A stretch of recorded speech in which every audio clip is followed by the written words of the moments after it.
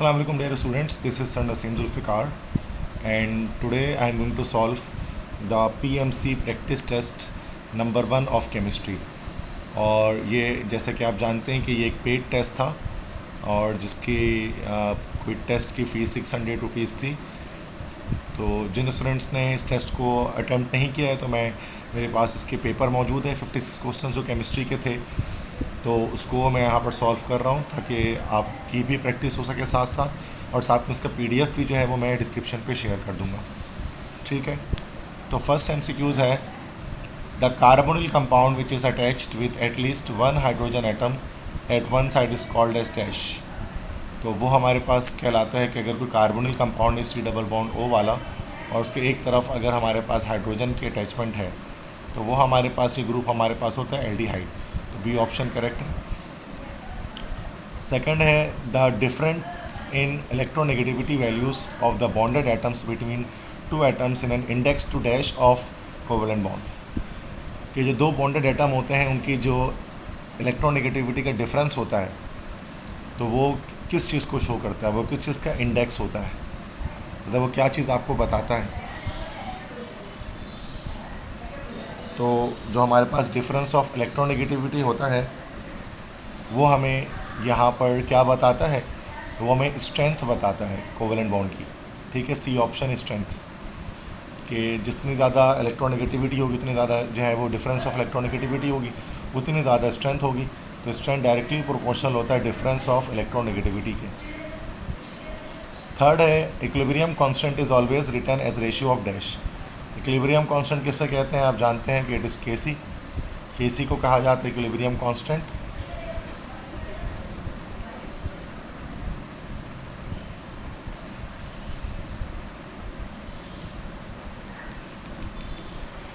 तो केसी हमारे पास होता है, this is called equilibrium constant. और ये केसी बराबर किसकी होता है आप जानते हैं, केसी बराबर होता है concentration of product upon concentration of reactant. तो ये प्रोडक्ट अपॉन रिएक्टेंट हो जाएगा हमारे पास, B option product over reactant. Fourth है melting and boiling point of transition elements is higher due to dash. तो ट्रांजिशन एलिमेंट्स की मेल्टिंग बॉइलिंग पॉइंट हायर किस वजह से होती है, हायर बाइंडिंग एनर्जीज़। इसमें ऑप्शंस में है कि हायर बाइंडिंग एनर्जीज़, ठीक है, स्ट्रॉन्ग मेटेलिक बॉन्डिंग या फिर हार्डनेस। तो यहाँ पर इसमें क्या होता है कि हमारे पास हायर बाइंडिंग एनर्जीज़ भी होती है, स्ट्रॉन्ग मेटेलिक बॉन्डिंग भी होती है, हार्डनेस भी होती है। तो इस वजह से क्या होता है कि मेल्टिंग बॉइलिंग पॉइंट जो है वो ज़्यादा होती है। तो डी ऑप्शन हो जाएगा ऑल ऑफ दिस। फिफ्थ है the smallest part of the crystal lattice has all the properties of the entire crystals, this is called dash. तो वो हमारे पास कहलाता है यूनिट सेल। सिक्स है the relative atomic mass of copper is dash. तो 63.55 ये हमारे पास कॉपर का एटॉमिक मास होता है रिलेटिव। सेवन्थ है current in electrolysis is carried through dash. तो इलेक्ट्रोलिसिस के अंदर जो करंट थ्रू जो कैरी होता है वो पॉजिटिव आइंस और नेगेटिव आइंस की वजह से होता है। तो यहाँ पे डी ऑप्शन करेक्ट हो जाएगा, both B and C. Question 8 है the substance that is attach to the enzyme at a specific place and converted into product is called dash.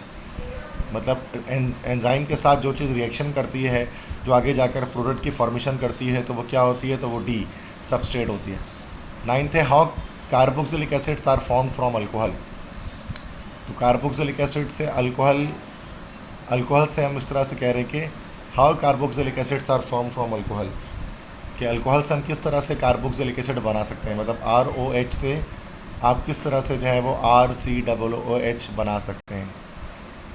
तो इसके लिए हमें यहाँ पर क्या करना पड़ता है, ऑक्सीडेशन करनी पड़ती है अल्कोहल की, तब जाकर ही कार्बोक्सिलिक एसिड में कन्वर्ट होता है। तो सी ऑप्शन करेक्ट हो जाएगा। 10th है energy for the endothermic reaction is given a dash value. देखो एंडोथर्मिक रिएक्शन होता है तो उसको हम वैल्यू हमेशा क्या देते हैं, पॉजिटिव देते हैं। जो एंथैल्पिक एनर्जी की वैल्यू है, एंथैल्पी की जो वैल्यू होती है। उसके बाद एमसीक्यूज नंबर 10 पे हम आते हैं कि which alkyl halide give SN2 reaction.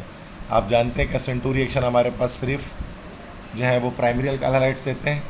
तो बी ऑप्शन करेक्ट हो जाएगा। इन्हीं प्राइमरी अल्काइल हैलाइड्स को हम 1 डिग्री अल्काइल हैलाइड भी कहते हैं। Question 12 in which of the following water evaporates earlier.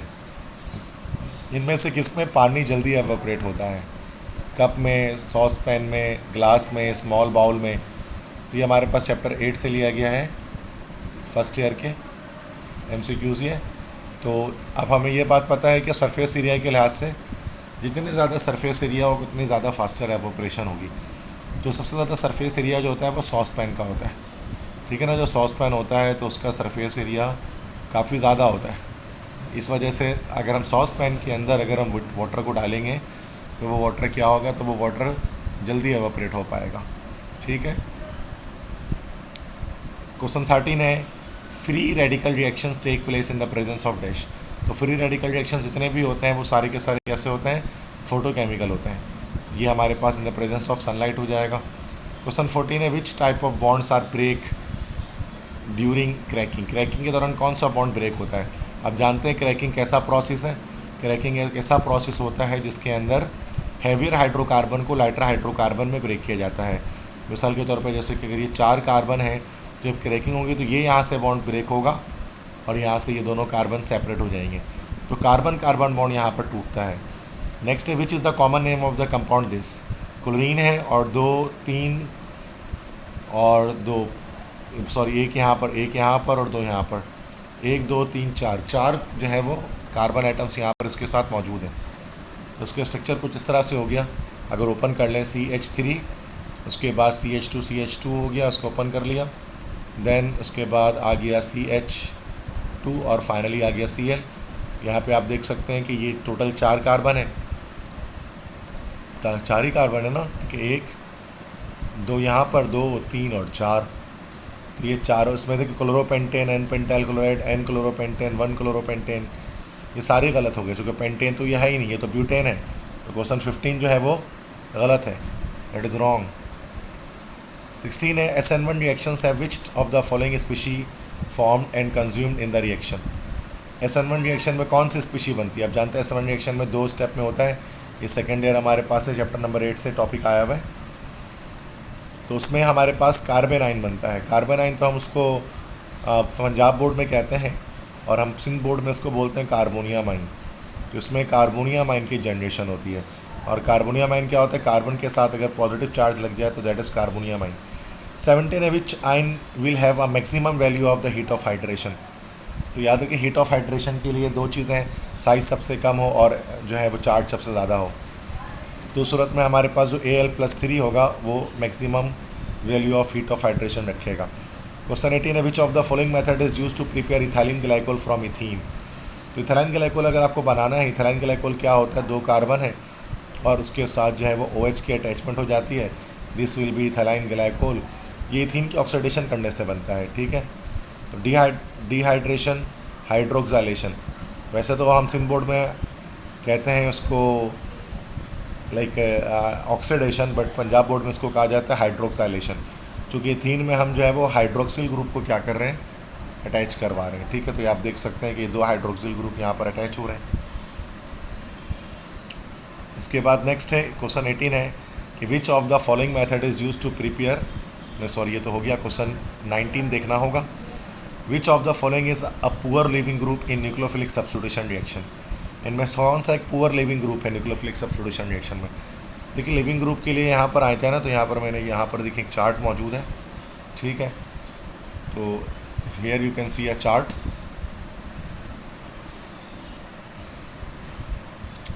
इधर पर डिफरेंट तरह के आपको जो है वो न्यूक्लियोफाइल आपको यहाँ पर दिखाई दिए गए और इसमें ये सारे लिविंग ग्रुप्स हैं, जैसे हाइड्रो आयोडिक एसिड है, HBr है, HCl है, मतलब आइंस वगैरह डिफरेंट बताए गए हैं। तो इसमें अगर आप देखेंगे तो ये शुरू वाले जो है ना वो एक्सेलेंट लिविंग ग्रुप है, जैसे ये I-, Br-, Cl-, ये एक्सेलेंट लिविंग ग्रुप्स होते हैं। जबकि जो यहाँ पर आप देख सकते हैं कि इधर पर जो आपका OH है, ये OH ये हमारे पास कैसा पुअर लिविंग ग्रुप है, क्योंकि स्ट्रॉन्ग बेसिस होते हैं। बेसिस हमेशा क्या होता है, लिविंग ग्रुप्स यहाँ पर हमारे पास होते हैं। तो क्लोरीन, ब्रोमीन, आयोडीन तो स्ट्रॉन्ग लिविंग ग्रुप होते हैं न्यूक्लियोफिलिक सब्स्टिट्यूशन रिएक्शन में, लेकिन OH जो है वो हमारे पास एक पुअर लिविंग ग्रुप होता है जो आराम से लीव नहीं होता। तो ये सेकेंड ईयर चैप्टर 8 से MCQs है, बट ये पंजाब बोर्ड के लिहाज से MCQs को बनाया गया। क्वेश्चन 20 है, by increasing which of the following factor polarizability increases. Polarizability मतलब the ability to form ions. तो हमें ये पता है कि पोलराइजेबिलिटी जब टॉप से बॉटम हम जाते हैं तो ये पोलराइजेबिलिटी क्या होती है, इंक्रीज़ होती है। पोलराइजेबिलिटी इंक्रीजेस मतलब टॉप से बॉटम, ठीक है। तो टॉप से बॉटम में इसमें अंदर यहाँ पर इंक्रीमेंट आ रही है। यहाँ पर अगर हम देखें तो अब किस चीज़ को इंक्रीज़ करने से पोलराइजेबिलिटी बढ़ेगी? एटॉमिक रेडियस को इंक्रीज़ करेंगे तो, क्योंकि जब एटॉमिक रेडियस को इंक्रीज़ करेंगे तो साइज़ बड़ा होगा, इतना ज़्यादा साइज़ होगा उतनी ज़्यादा पोलराइजेशन पॉसिबल होगी। क्वेश्चन 21 है, what are the products of destructive distillation of coal? जब हम कोल की डिस्ट्रक्टिव डिस्टिलेशन करते हैं तो हमें यहाँ पर क्या प्रोडक्ट मिलता है? तो कोल टार भी मिलता है, कोल भी मिलता है, कोल गैस भी मिलता है। D option all of this. ये हमारे पास सेकंड ईयर है, चैप्टर नंबर 6 से टॉपिक है, natural sources of organic compounds है। 22 है, which of the following condition is constant in bomb calorimeter? तो ये बॉम कैलोरीमीटर ये हमारे पास जो टॉपिक है ये पंजाब बोर्ड से है, ये सिंध बोर्ड में इसका कोई तस्करा नहीं है। तो बॉम कैलोरीमीटर में कौन सी कंडीशन कांस्टेंट होती है? तो बॉम कैलोरीमीटर असल में कांस्टेंट वॉल्यूम पर वर्क कर रहा होता है, बी ऑप्शन। ठीक है, तो ये कैलोरीमीटर एक डिवाइस होती है जिसके थ्रू हम जो है वो हीट एनर्जी को मेजर करते हैं। क्वेश्चन 23 है, the shielding effect is also called?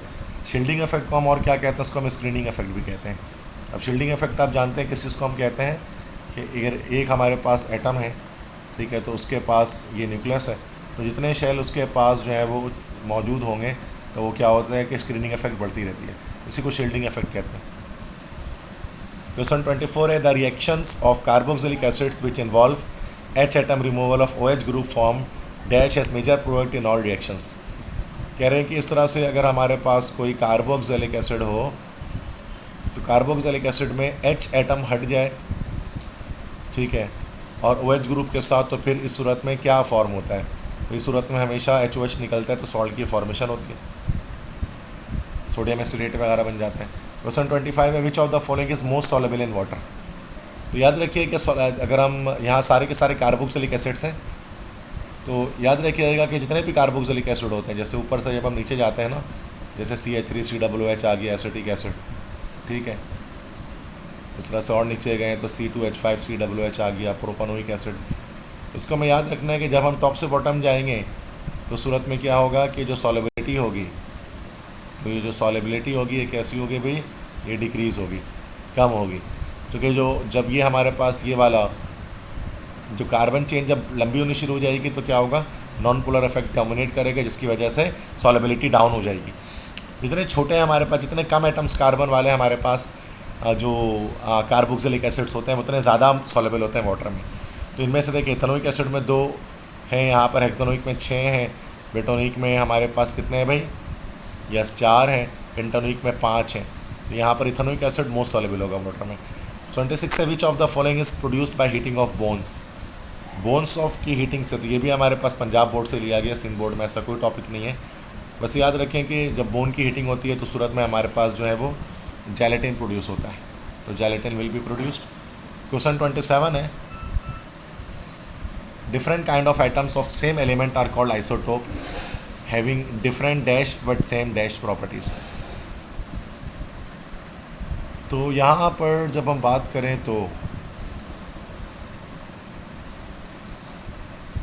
Different dash but different, ये क्वेश्चन यहाँ पर हमारे पास यहाँ चूँकि गलत है, चूँकि आइसोटोप्स जो होते हैं ना, आइसोटोप्स की केमिकल और फिजिकल दोनों प्रॉपर्टीज सेम होती हैं, जस्ट उनकी कह लें कि जस्ट उसके अंदर नंबर ऑफ एटम्स वो डिफरेंट हो रहे होते हैं, बाकी उसके अंदर कोई चेंजिंग नहीं होती। एलोट्रोप्स के लिए अगर हम कहते हैं तो वहाँ फिजिकल और केमिकल की बात आती, तो अगर यहाँ पर आइसोटोप्स की जगह पर अगर एलोट्रोप होता फिर हम इस क्वेश्चन का आंसर दे पाते। तो ये भी एक हमारे पास रॉन्ग क्वेश्चन है। 28 है, the number of reacting molecules which change their concentration in chemical change is called, मतलब जिनकी कंसंट्रेशन का इफेक्ट होता है रेट ऑफ रिएक्शन में, तो वो हमारे पास कहलाते हैं ऑर्डर ऑफ रिएक्शन, वो नंबर ऑफ स्पीशी। ये फर्स्ट ईयर का चैप्टर 8 है आपके पास, केमिकल काइनेटिक्स से लिया गया। 29 है, lattice points are also called. Lattice point को हम लोग और क्या कहते हैं? तो उसको हम लोग लेटिस साइट्स भी कहते हैं, लेटिस पॉइंट्स भी कहते हैं, लेटिस साइट्स भी कहते हैं। ठीक है, ये फर्स्ट ईयर का चैप्टर नंबर 2 है और आई थिंक सो कि ये शायद पंजाब बोर्ड से ही होगा, चूँकि सिंध बोर्ड में लेटिस साइट का तस्करा नहीं है। नेक्स्ट है 30 है, the molecules of dash have dipole interaction. ठीक है, तो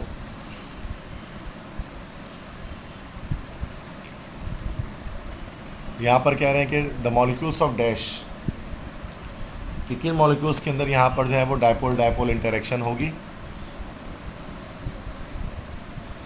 ठीक है, तो sorry, just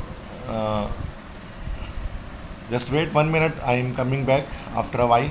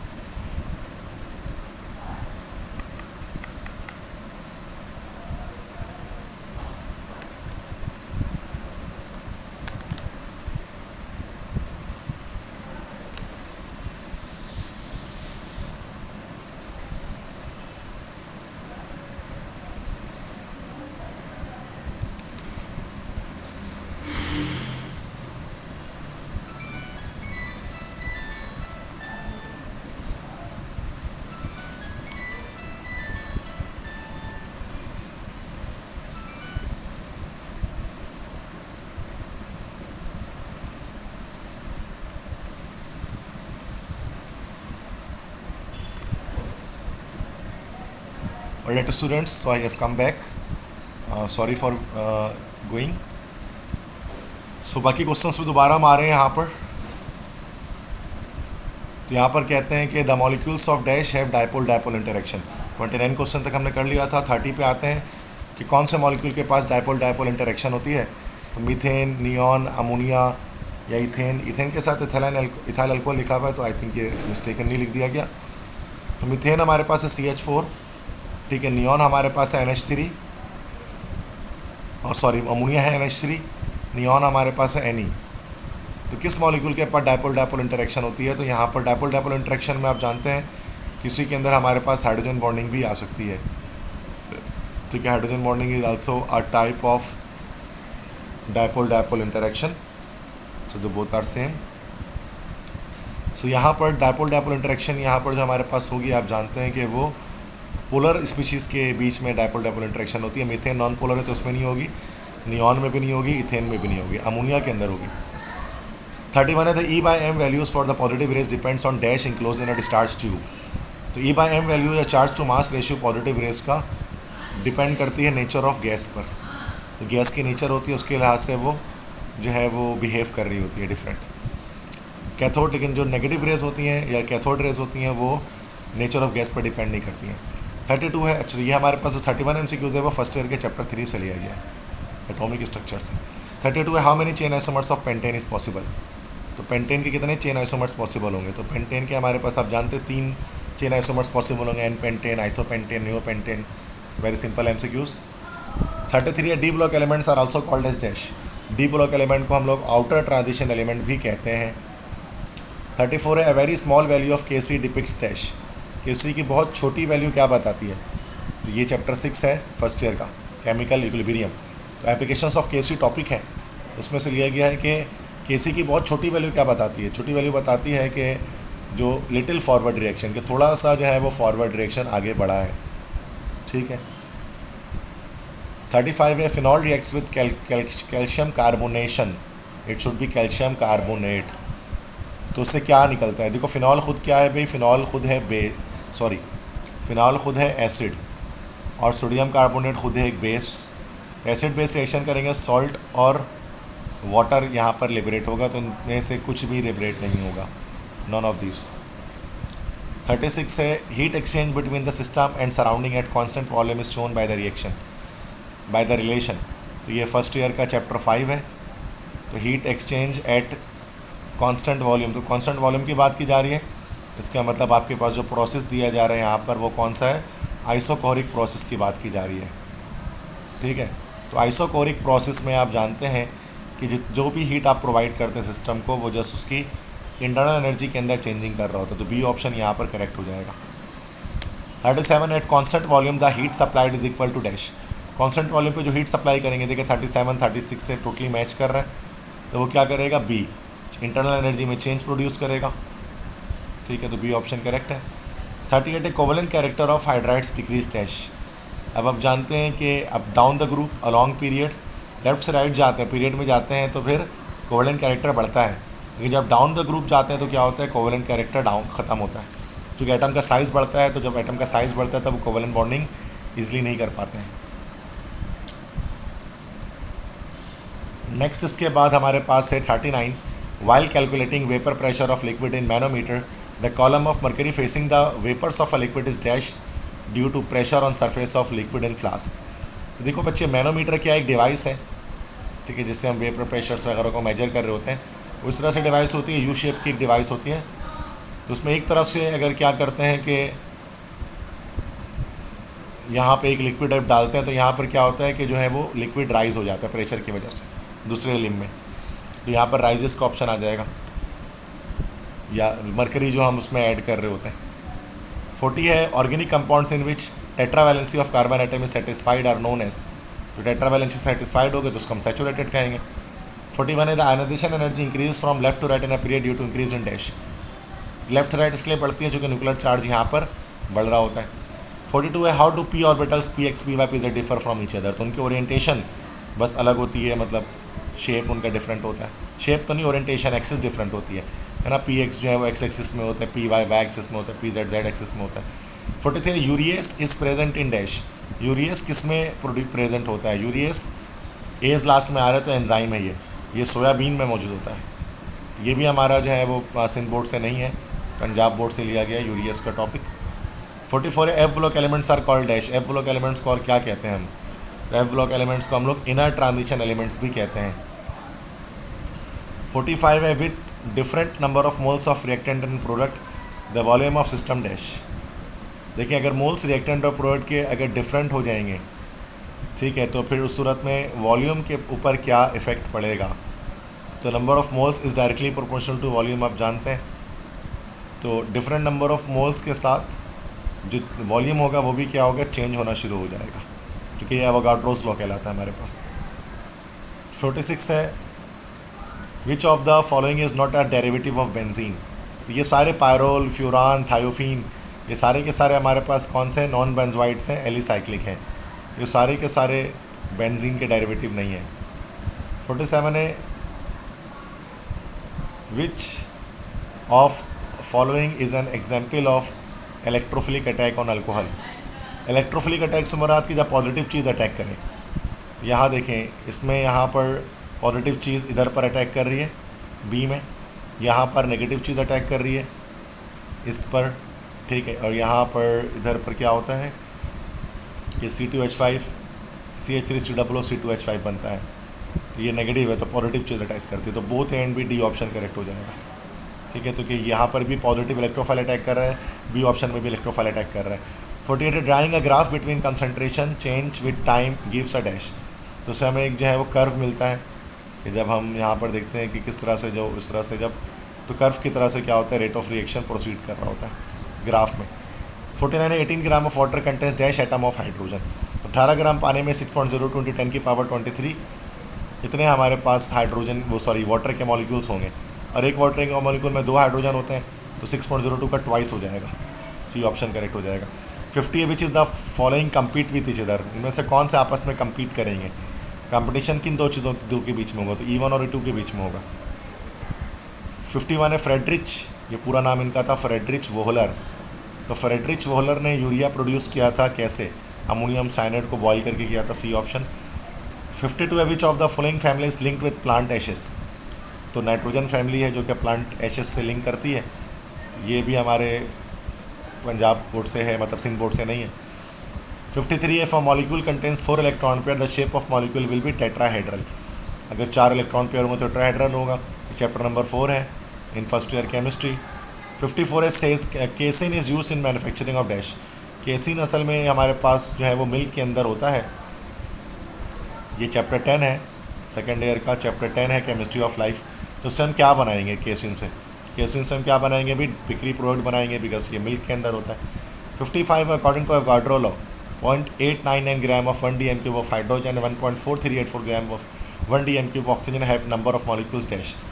अब आप जानते हैं कि इसका हमारे पास ये 32 है, तो 32 अपॉन सॉरी, मास है यहाँ पर 1.4384 divide by 32 into N A करेंगे। और यहाँ पर ऑक्सीजन और हाइड्रोजन के लिए क्या करना है कि 0.89 डिवाइड बाय 2 करके करना है। तो यहाँ बड़ी वैल्यू किसकी आ जाएगी, यहाँ पर हाइड्रोजन की आ जाएगी। तो H2 has more number of molecules. Without calculation के हमें डायरेक्ट बताना है। 56 है formation of carbon dioxide hundreds in calculating the heat of formation of dash. Carbon dioxide की फॉर्मेशन किस चीज़ के यहाँ हीट ऑफ फॉर्मेशन को कैलकुलेट करने में हैंडर करती है। हैंडर मतलब रोक देती है। तो CO कार्बन मोनोऑक्साइड, तो ये जो है ना, इसकी जब हीट ऑफ फॉर्मेशन कैलकुलेट करते हैं तो क्या होता है, CO2 में कन्वर्ट हो जाता है, जिसकी वजह से इसकी हीट ऑफ फॉर्मेशन कैलकुलेट नहीं हो पाती। सो बेटा these are all the 56 MCQs of paid sample paper of MD CAT. तो ये सब मैंने कंप्लीट आपके सामने सॉल्व कर लिया, डिस्क्राइब कर दिया। तो अगर आपको ये मेरा लेक्चर पसंद आया तो आप इस मेरे चैनल को सब्सक्राइब करें, ठीक है, और इसके अलावा अपने फ्रेंड्स के साथ शेयर करें और मेरे इस लेक्चर को ज़रूर लाइक करें। तो मैं आपका टीचर सर नसीम जुल्फ़िकार, तो इंशाल्लाह जल्द हाज़िर होंगे एक नए लेक्चर के साथ। तो कोई अगर मसला हो आपको तो फिर आप जो है वो व्हाट्सएप नंबर मैंने दिया है डिस्क्रिप्शन बॉक्स में, आप उसमें मुझसे आस्क कर सकते हैं क्वेश्चंस को अपने। तो जल्द मुलाकात होगी नए लेक्चर में, तब तक के लिए अपने टीचर सर नसीम जुल्फ़िकार को इजाज़त दें। अल्लाह हाफिज़।